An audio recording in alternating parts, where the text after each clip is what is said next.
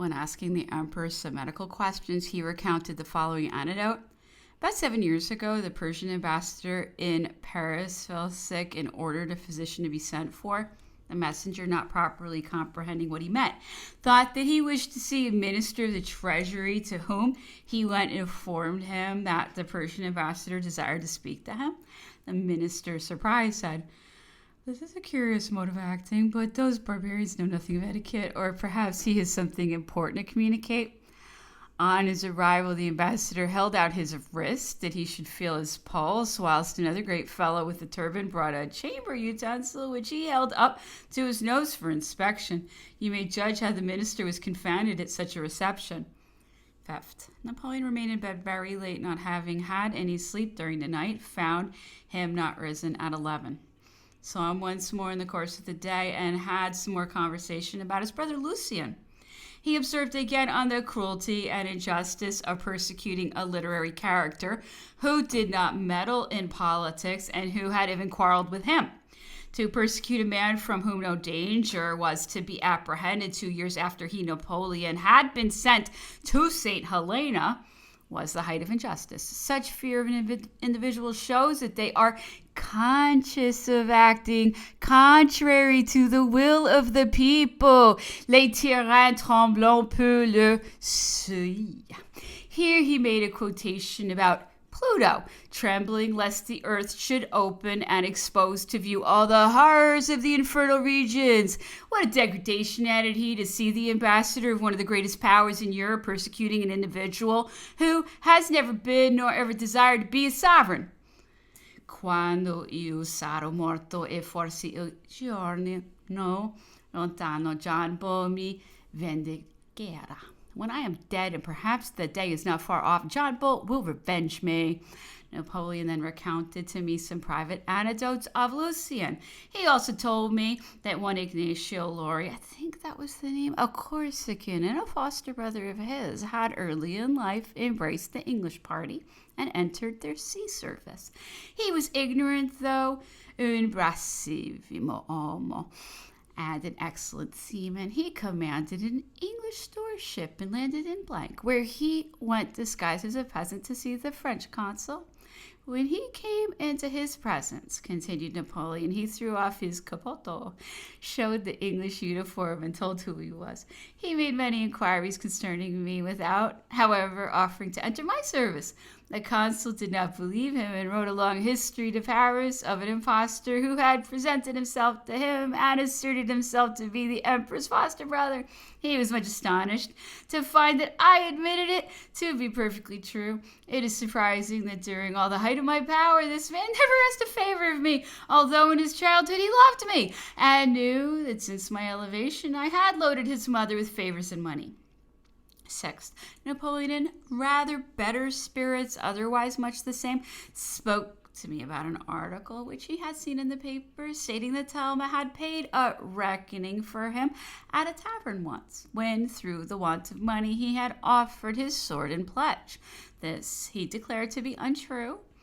I did not know Talma personally, continued he, until I was first consul. I then favored and distinguished him very much as a man of talent and the first in his profession. I sometimes sent for him in the morning to discourse with me while I was at breakfast.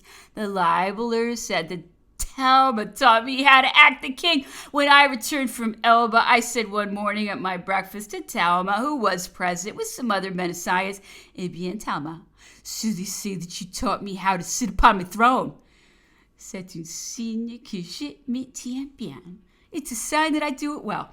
Count Bellarmine and Baron Sturmer had a long interview with General Monsalon yesterday. They rode up to the inner gate where they remained for some time looking in.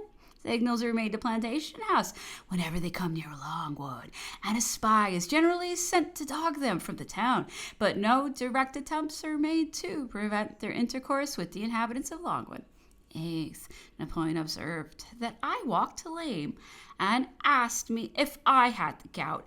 I replied in the negative and said that it had been caused yesterday by a tight boot. that I never had the gout and never had been confined to my bed a day in my life by illness.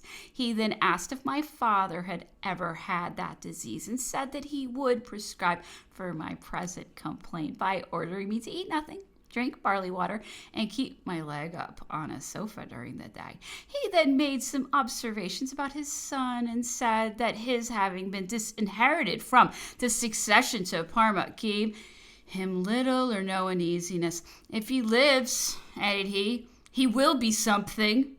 As to those contemptible little states, I would rather see him a private gentleman with enough to eat than sovereign any of them. Perhaps it may, however, grieve the Empress to think that he will not inherit after her, but it does not give me the smallest trouble. Emperor Francis, added he, whose head is crammed with ideas of high birth, was very anxious to prove that I was descended from some of the old tyrants of Treviso, and after my marriage with Marie Louise employed diverse persons to search into the old musty records of genealogy in which they thought they could find something to prove what they desired. He imagined that he had succeeded at last and wrote to me asking my consent that he should publish the account with all official formalities. I refused. He was so intent upon this favorite object that he again applied and said, "Laissez-moi faire, let me do it, that I need not appear to take any part in it." I replied that this was impossible, as if published, I should be obliged to take notice of it, and I preferred being the son of an honest man to being descended from any little dirty tyrant of Italy, that I was the Rudolph of my family. There was formerly, added he, one Bonaventura Bonaparte who lived and died as a monk. The poor man lay quietly in his grave. Nothing was thought about him until I was on the throne of France. It was then discovered that he had been possessed of many virtues which never had been attributed to him before, and the Pope proposed to me to canonize him. "Saint-Père," said I, "pour l'amour de Dieu, épargnez-moi le ridicule de cela." Holy Father, please save me the ridicule of all this. You being in my power, all the world will say that I forced you to make a saint out of my family. 25th. Signal made for me to go to Plantation House, where I found Sir Hudson Lowe, who interrogated me upon various matters that had taken place at Longwood and the conversations I had with Napoleon. I replied that I had formed a determination not to meddle with what did not concern me and only troubled myself about my professional pursuits. He said that I must have had some conversation, not medical, with him, and demanded to be informed of the subject of the conversation I had with General Bonaparte.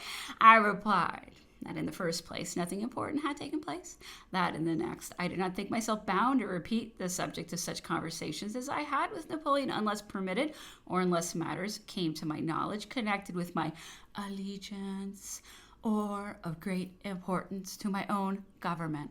Sir Hudson replied, "You are no judge, sir, of the importance of the conversations you may have with General Bonaparte. I might consider several subjects of great importance, which you consider as trifling or of no consequence." I observed that I was not at liberty to use my own discretion or judgment. I must necessarily repeat to him everything I heard, which would place me in the situation of a man acting a most dishonorable and disgraceful part.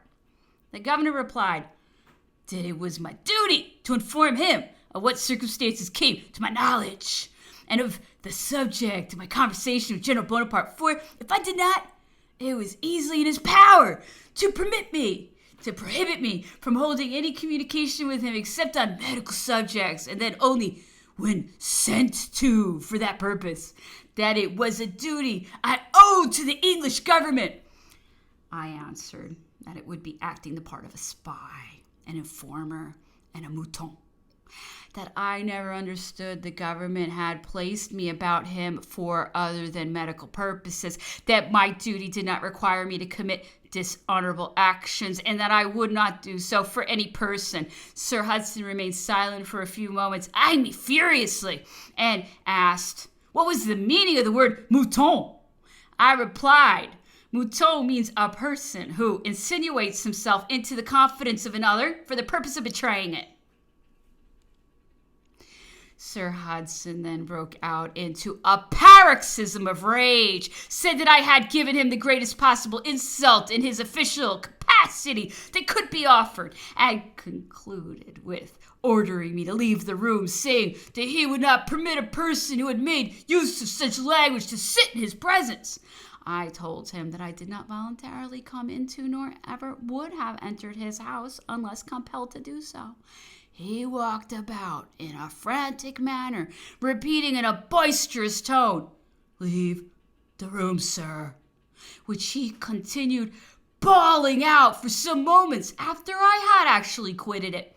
The following narrative may convey some idea of the manner in which Lieutenant General Sir Hudson Lowe, K.C.B., etc., was duped when he had the command of an important fortress. It was communicated to me at Longwood principally by the maitre d'hotel, Cipriani, whose name was also Francesi, but which latter he never assumed at St. Helena for reasons which will be seen hereafter. In 1806, Sir Hudson, then Lieutenant Colonel Lowe, was entrusted with the command of the island of Capri, which is situated in the Bay of Naples, and with the Secret Service, or in plainer terms, the espionage of the continent, at least as far as regarded the Mediterranean and the island he commanded. He generally received intelligence from the city of Naples, from which it is distant only a few miles. It was most generally brought to him by means of a fishing boat commanded by a man named Antonio, who went out at night under pretense of fishing. Sir Hudson employed as spy Antonio Suzzarelli, a Corsican and a man of talent who had been educated as a lawyer, along with Pozzo di Borgo and Salicetti, the then Minister of Police at Naples. Suzzarelli had formerly been an officer in the English service, Maresca, a Neapolitan, and Chiaroscuro, another Neapolitan, were also employed by him on a similar service, and Cassetti, a Neapolitan lieutenant colonel of dragoons, was a spy for Queen Caroline of Sicily. Suzzarelli remained faithful to Sir Hudson Lowe for about 20 days, viz. From the 19th or 20th of January to the 10th of February, when some dispatches of his were taken in a boat going over to Capri. At a tavern, he met Cipriani Franceschi, who was then in the confidential service of Salicetti, supposed to be his natural son, and generally known by the name of Franceschi. Being countrymen and intimate acquaintances, Suzzarelli confided to Francesi the nature of his employment, informing him also that he had received a certain sum monthly from the English government.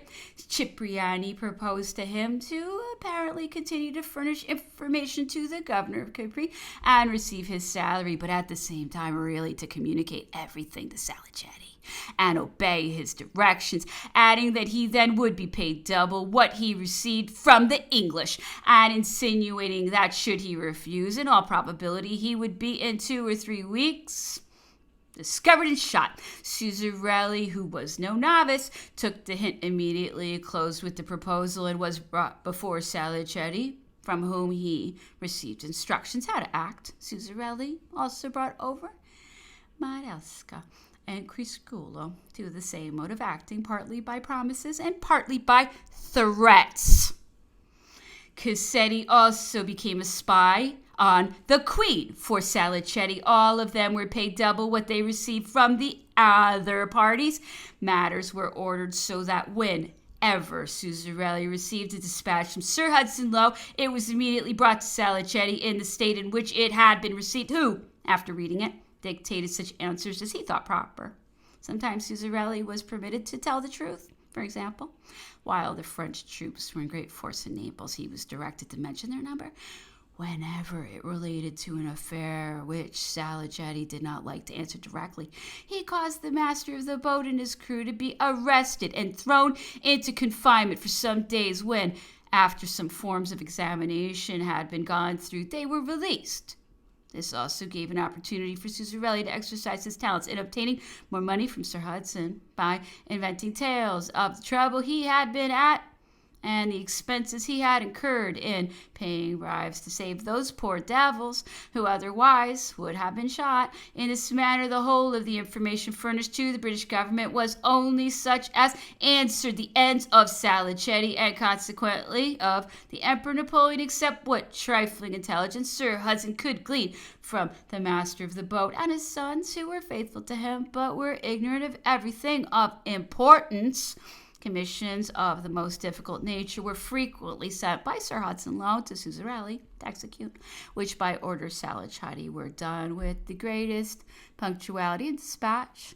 Among others, there was some expensive French watches for Queen Caroline, scarce books, and all recent publications for Sir Hudson, particularly a copy of Las Casas' Atlas, then called Lesages, to obtain which he was very anxious. This also afforded honest Suzerain another opportunity of gaining money from Sir Hudson, for although he was ordered by Salicetti to furnish the articles at prime cost with a reasonable charge for expenses in order to prevent suspicion, he never failed to lay on from 50 to 100% under different pretenses. He practiced smuggling also, to a considerable extent, Sir Hudson frequently paying for the articles he received in English or colonial goods, which Suzerain used afterwards to sell at Naples at a large profit.